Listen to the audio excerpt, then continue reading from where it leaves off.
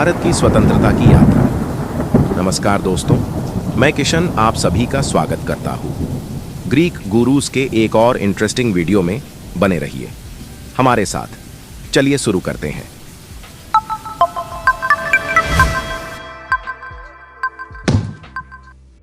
भारत एक प्राचीन इतिहास और विविध संस्कृतियों की भूमि ने 20वीं सदी में एक परिवर्तनकारी यात्रा शुरू की। यह कहानी है भारत की स्वतंत्रता की लड़ाई की, जो साहस, बलिदान और अडिग संकल्प की गाथा है।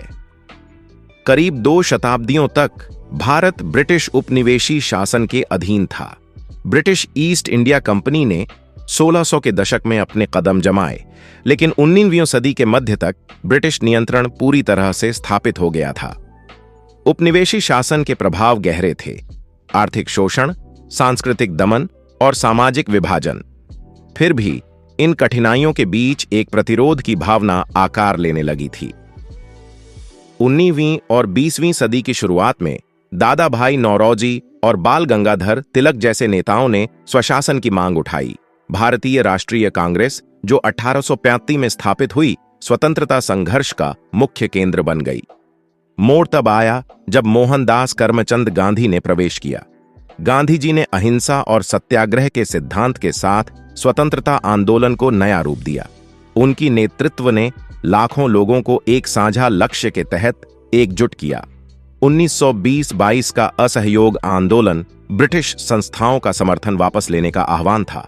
1930 का नमक मार्च, समुद्र से नमक बनाने की 240 मील की यात्रा, ब्रिटिश कानूनों के खिलाफ विरोध का प्रतीक था। और 1942 का भारत छोड़ो आंदोलन, करो या मरो का नारा, स्वतंत्रता के लिए एक निर्णायक कदम था।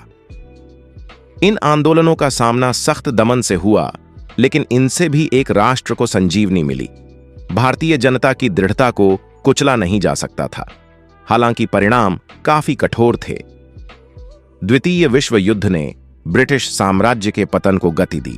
युद्ध के बाद ब्रिटेन को आर्थिक संकट और उपनिवेशों से स्वतंत्रता की बढ़ती मांगों का सामना करना पड़ा।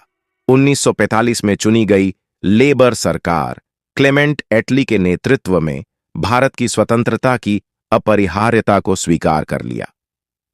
अंतिम वार्ताएं जटिल थीं, जिसमें जवाहरलाल नेहरू, सरदार पटेल और मोहम्मद अली जिन्ना जैसे प्रमुख लोग शामिल थे। इस समझौते ने भारत के विभाजन और पाकिस्तान के निर्माण की दिशा दी। 15 अगस्त 1947 को भारत ने अंततः स्वतंत्रता प्राप्त की। यूनियन जैक को नीचे किया गया और भारतीय तिरंगा फहराया गया। यह खुशी और विजय का क्षण था, लेकिन साथ ही विभाजन के कारण व्यापक हिंसा और विस्थापन भी हुआ। विभाजन ने अत्यधिक मानव सफरिंग और विस्थापन को जन्म दिया। फिर भी स्वतंत्रता का सपना साकार हो गया और भारत ने एक नए अध्याय की शुरुआत की। आज भारत एक जीवंत लोकतंत्र और एक उभरती वैश्विक शक्ति के रूप में खड़ा है। अनगिनत व्यक्तियों की कुर्बानियों और न्याय और समानता की निरंतर खोज ने आज के भारत को आकार दिया है। जैसे हम अतीत का सम्मान करते हैं, हम प्रगति और एकता की ओर, एक भविष्य की ओर देख रहे हैं। भारत की उपनिवेशी शासन से स्वतंत्रता तक की यात्रा लोगों की सहनशीलता और भावना का प्रमाण है। यह संघर्ष, विजय और स्वतंत्रता की निरंतर खोज की कहानी है। हमारे साथ इस ऐतिहासिक यात्रा पर शामिल होने के लिए धन्यवाद। यह कहानी प्रेरणा देती है और हमें एकता और दृढ़ता की शक्ति की याद दिलाती है।